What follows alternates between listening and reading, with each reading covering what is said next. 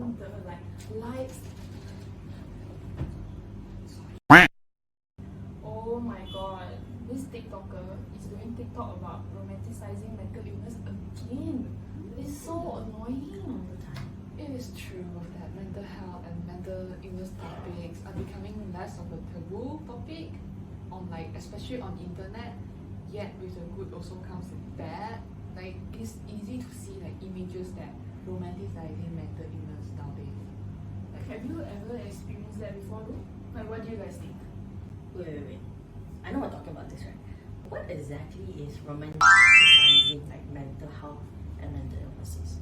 Well, I would say that it's when people glamorize mental illness by making a mental health diagnosis desirable or fascinating or even attractive. So is that why 13 Reasons Why became kind of the talk of the town? Because you know how the story is kind of how the girl kind of planned out her suicide, and the way she's doing it or the reason she's doing it is because she wants to get back to the people that hurt her, type of thing. Oh yeah, I saw that too. I feel like this may not be the best interpretation of suicide, which in real life it's actually rarely planned methodically. Yeah, this also brings up the topic of social contagion, which is exactly what it sounds like. It is when behaviors spread through a community. Specifically in the case of suicide clusters begin to develop. Yeah, and suicide cluster reflects spikes in suicide that can trace to a particular suicide that served as the initial trigger. I had no idea about that. Yeah, one of the other ways people sometimes romanticize sadness or mental illness is that there is a common conversation that you are more creative when they are sad or depressed. So because of that, they feel like they have to continue feeling sad to continue being creative. Yeah, true. And I feel like because of this, they feel like they should not heal.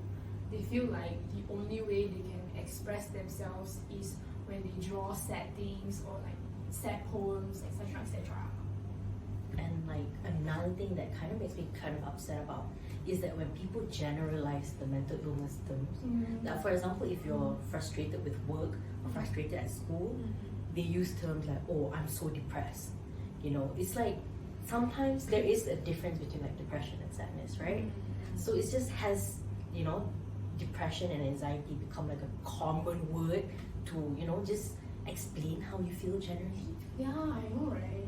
I know sometimes it could be their coping mechanism, but this generalizes that meaning of these mental illnesses into an everyday thing, in which could also lead to self-diagnosis, right? Yeah. And oh my god, on this note, another thing that just makes me so, that irks me is those trends on TikToks, right? Where they kind of portray themselves as someone with Tourette's. They're like, oh my god, you're so quirky. It's it's not quirky. The person has Tourette's, It's a real thing.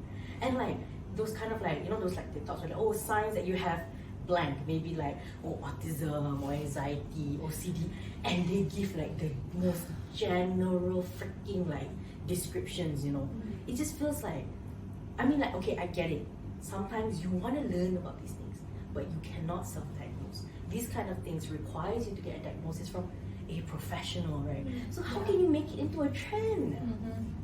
Yes, this kind of over dramatized videos keep popping up, and the worst thing is they're very popular on the app. A narrative can start from one person, maybe talking about their personal experience, but then it went viral, and then people start taking it out of context and apply it to themselves, and now this info will spread to more people that can potentially misdiagnose themselves on it.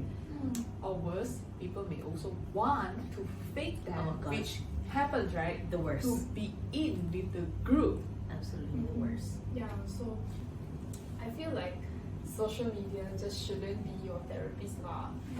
I I mean, I feel like, okay, there's nothing wrong about sharing a meme or retweeting something that you relate to or expressing your feelings, but before you do so, you should think about like why you're doing it, right? Like, is it really spreading awareness, or are you doing it for attention, or could it have like a negative impact on someone else? It's not like I'm trying to tell you that you should constrict what you post, but just that sometimes we can put a little bit more thought into what we put out into social media and to the world. Yeah, and like mental illnesses and sadness are not things to toy around with. Some people do suffer from this and they go through like a very tough time. Hence, why it is so important to be like respectful and understanding of that. Yeah. So to all and folks, in short, let's just be mindful of what we put on social media, and let's continue to spread love in the right and correct way, so that we can end the stigma and we don't have to hurt anyone along the way of their healing journey. So yeah, what are your thoughts on this? You can leave a comment down below, and thank you so much for your time.